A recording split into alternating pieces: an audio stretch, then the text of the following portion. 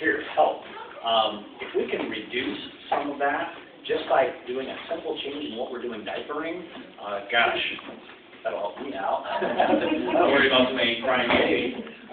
But it'll also help your baby stay healthier. 80% of your kid's immune system starts in that gut.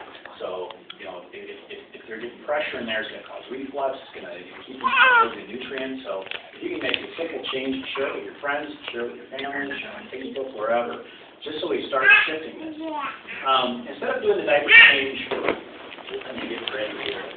We got diaper class A, diaper class B. I really should have used 2 diapers, but we'll pretend like we only have 1. You do the sniff check, and you're like, oh, good, it's time to change you. And so, like I said, if you're like most parents, the way that goes, we take the diaper off, we flip them up, take that one out, do the wipe, get back down. Put in a new diaper, button back up, right? The problem with that is, if you only have a spine curve like this, every time you pull the baby up like this, you're actually putting the nerve root that goes into the intestine out of place. It lives right here. There's a direct connection.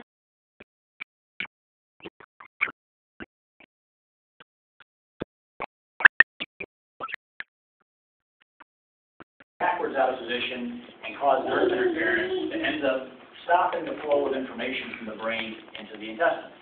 So during this point in time, what are we doing? We're learning like crazy, right? You're breastfeeding, so the environment on the inside is changing. Like I said, 80% of the immune system is designed by learning from what the gut has going on. So you're causing a lot of gas in this area just because the intestines aren't able to process information right. So bring in the chiropractor, I take a look and I go, yep, here's what the problem is, and we do the adjustment, and then it's better. And then we come back the next week, and we have the same problem, and I go, yep, here's what the problem is, yep, it's better. And we keep on going over the cycle until, you know, about 6 months, 1 under 12, because the spine curve's changed. If you just do this one thing, so we take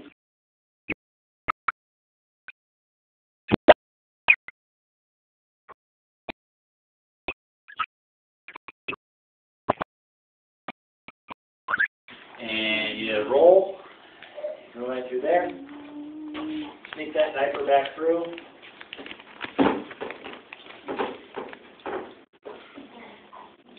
and we button back up.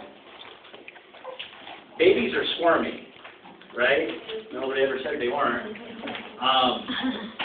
And so it's a lot more convenient to do the leg lift because you have more control over them.